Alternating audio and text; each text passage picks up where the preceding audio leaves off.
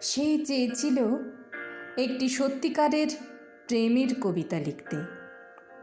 তার তো একটাই জীবন। মানুষের জীবনে প্রেমের চেয়ে নির্মল পিপাসার জল আর কি থাকতে পারে? সে আরও অনুভব করত প্রেমই কবিতার প্রাণ, তার শব্দ, তার ধ্বনি, তার মন্ত্র। কিন্তু তবু তার কবিতা একটার পর একটা তার নিজের লেখা কবিতা। কি প্রেম, কি জল, এমনকি পায়ের নিচের শক্ত মাটি পর্যন্ত খুঁজে পেল না। কবিতার জন্য তার দিবস রজনীর জাগরণ, যা ছিল তার জীবনের কঠিনতম সত্য।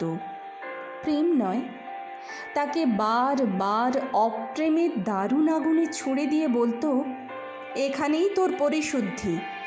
এই যে আগুন, মানুষের পৃথিবী, আগে তার খিদে মেটা। তোর সমস্ত কবিতা, তোদের সমস্ত কবিতা সে তার ক্ষুধার্ত জিভ দিয়ে চেটে খাবে। তুই মূর্খ, জীবনের পাঠ এখান থেকেই শুরু কর। দেখতে দেখতে তার কৈশোর গেল, যৌবন গেল। এখন তার মাথার সব চুল সাদা, হাতের 5 আঙুলে মাঘের শীত। মাঝে মধ্যেই রাত দুপুরে ঘুমোতে না পারার যন্ত্রণায় সে চিৎকার করে উঠত, আমি একটি প্রেমের কবিতা লিখতে চাই, মাত্র একটি প্রেমের কবিতা। আর তখনই শোনা যেত তার মাথার ভিতর, বুকের মধ্যে সেই কঠিন তিরস্কার, বুড়ো হয়ে গেলি, এখনো স্বপ্ন দেখছিস? দেখ, ভালো করে চেয়ে দেখ, তোর চারদিকে এখন হলুদ হেমন্তের পৃথিবী। কিন্তু তারপর কি দেখছিস? ধান কাটা হয়ে গেছে, চাষিরা ঘরে ফিরে যাচ্ছে, কিন্তু মাঝখানে ওরা কারা? দেখতে দেখতে তার পাকা ধানের হলুদ পৃথিবী খুন খারাপি লাল, লাল থেকে আগুন, আবার আগুন।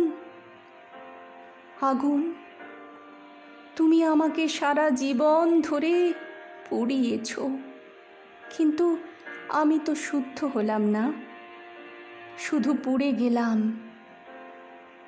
আমি সারা জীবন শুধু হাজার হাজার মানুষের দীর্ঘশ্বাস, তাদের সর্বনাশ আমার জটায় বেঁধে সরস্বতী নদীর জলে ঝাঁপ দিতে গেলাম।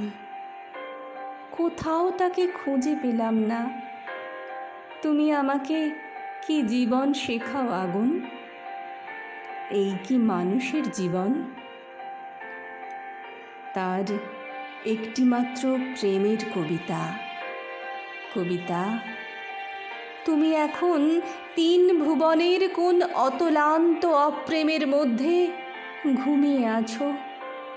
ঘুমাও, তুমি ঘুমাও, আর আমি জেগে থাকি। আর এক আরম্ভের জন্য মৃত্যুর মুখোমুখি আমি জেগে থাকি।